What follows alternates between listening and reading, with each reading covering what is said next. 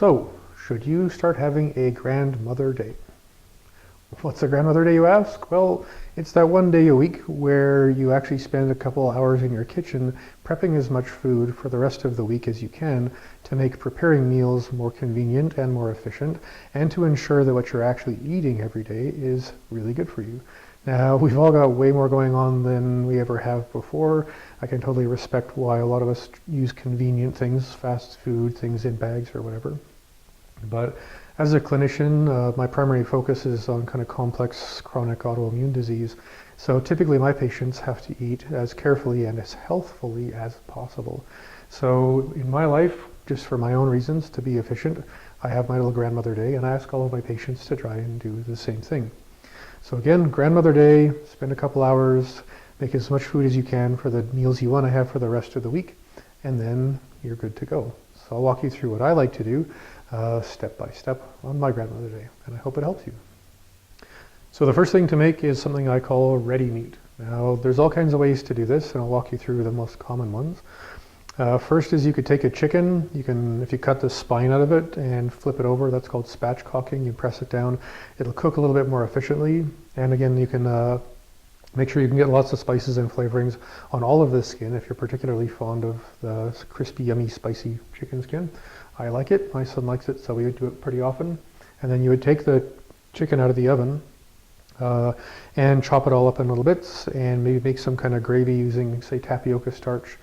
And then you can take whatever you don't eat that day and put some of the meat into like a Ziploc bag or some kind of container and cover it with a bit of gravy, roll it up, or use a more Tupperware kind of container, ideally glass actually.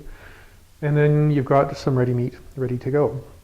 If you're a big fan of chicken, then roast 2 chickens on your grandmother day, have some that night, and then prep the rest so that you have lots of chicken ready with a sauce in your fridge, in your freezer, for whenever you decide to have some chicken next.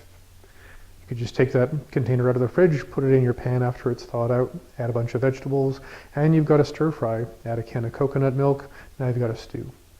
So it makes making a stew or a stir fry, a casserole, anything like that, a curry, really, really quick because that component's already done, and takes 7-8 minutes to make a nice big pot of food.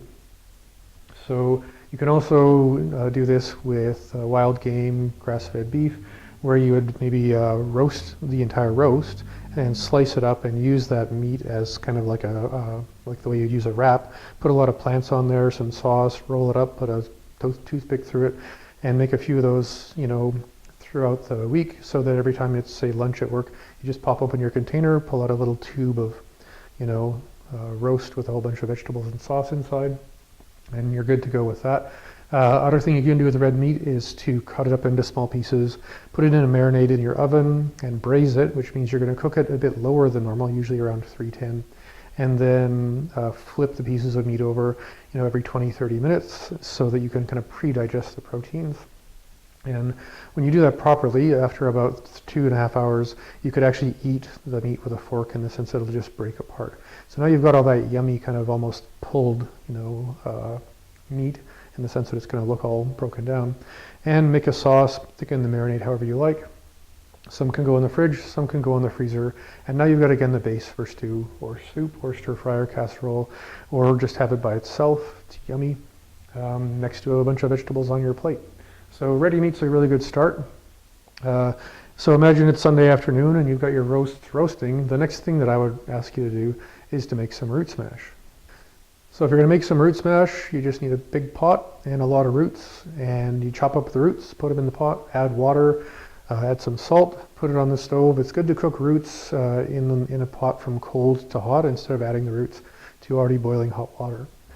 So once the roots have finished boiling, then you just want to take them out, put them in your food processor, add some butter, add some coconut oil, add some other flavorings.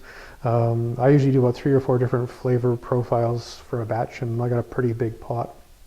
And I'll put in sweet potatoes, yams, turnips, parsnips, rutabagas, carrots, onions, things like that, because I want to have as many different nutrients as I can in my root smash.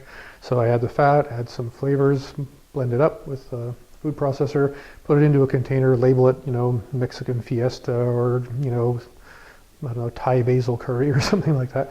And then you've got, some in your fridge, some in your freezer for later. And root smash is an amazing thing because you can have it with your breakfast to replace your typical morning starch, and have a couple of eggs with it, maybe some greens, and you're good to go. And it's going to give you enough calories as starch and the amount of fat you've got in there for probably about 4 or 5 hours. So a cup of root smash, a couple of eggs, a little bowl of greens, and you're good, for sure until lunchtime. You can use it as a side dish, obviously, for any meal, breakfast, lunch, and supper. And it's also a really great thickener for soups and stews. So having that around is going to save you a lot of time. And especially if you have a family and your kids are kind of wondering what's going on around, limiting their access to starchy food, fatty food, and stuff like that. This is a pretty popular thing because it's, it's right there, it's quick, it's yummy. If you can make gravies and stuff left over from the ready meat process, then you could have some root smash with some gravy on top, why not? And most kids like it. It's really, really a convenient thing to do. So what's next? Let's see. So the next thing that I typically do, depending on the season, is to make a 4-day salad. So I'm going to take a Tupperware container that's about this big. I'm going to chop up a bunch of vegetables that are ones that I enjoy when they're still crunchy and raw. And after I've chopped them all up and put them in the container, I'm going to make some kind of salad dressing, preferably something that's based around homemade mayonnaise, or something that's got a bit of a texture to it. So I might make like an Asian miso kind of dressing, usually using chickpea miso, just to avoid the soy. And then once you've got all the vegetables chopped up, you can put your sauce over top and be very generous with the sauce. Put the lid on, shake it up. And now you've got the base for a whole bunch of salads. So when it's time to have a salad, you get your bowl, and you get a bunch of greens, maybe some sprouts, and then you take a couple of scoops of your 4-day salad mix, which has lots of dressing in it, and then just toss it around, and the dressing will spread out over the greens and the sprouts and anything else you put in there. And now you've got a delicious, nutritious salad with a lot of vegetables that don't wilt when they're all cut up, like celery and carrots and cucumber and things like that. And it's really, really quick. And then you're more typically going to be having more nutritious, nutrient-dense salads. So 4-day salad, take it out of the fridge, shake it up, and put some other stuff in the bowl, add some, you're good to go. So convenient, easy, and ensuring you're getting meals that are always going to have maximal nutrient density. Now you may be wondering if chopping up the vegetables and putting them in the fridge is actually going to keep the nutrients in them. Well, if you make a dressing that's thick enough and rich enough, and you're generous enough with it that it's coating the vegetables, and you've got a tight lid on your container, then probably you're not going to lose a lot of nutrients doing this 4-day salad process. So a couple more. So again, maybe it's Sunday afternoon, you've got roasts in the oven, roots on the boil, vegetables chopped up. Next thing you could do is make a chutney, a pesto, a sauce, a dressing, things like that. Homemade condiments are going to be way more nutrient dense, often way more delicious than anything store-bought. So they don't take very long to make. They last for quite a while in your fridge. And again, you could have them on the side of your plate, with everything else that you're having, to just make the meal have a more interesting flavor profile. It's always nice to dip things in things. A good chutney, a good pesto, a good sauce, if you're using good ingredients, is actually really nutrient dense, and again, really good for you. And the more you add these things to your food, the better your food's going to taste, and you can have that little secret smile on the inside of your face knowing that as you sit down and eat your food, it's the best thing for you because it has so much nutrients in it. Last one. So if you're familiar with the paleo diet and how to respond to autoimmune disease and things like that, you're probably familiar with bone broth. So that usually takes 2 days, sometimes 3.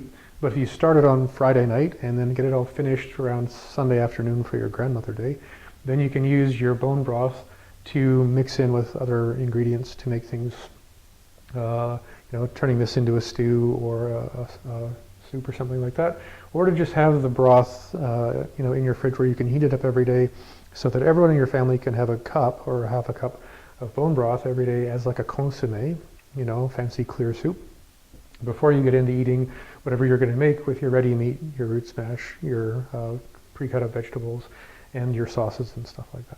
So there's probably about 20 other possibilities that I could throw on here, but I just want to give you that sense of, if you're having a hard time with your health and you're trying to manage your diet and every day you've got to cook so many different things for different people, as can happen in families, start having a grandmother day. You know, prepare your food, the kind of food you know you need to eat to get well, and just make sure that you're just consistent with it. I've been doing this off and on for many years. I think the most convenient I ever had it, I had a crock pot on my counter, and it had a garage timer, so I would plug it in and set it for like 4 o'clock in the morning.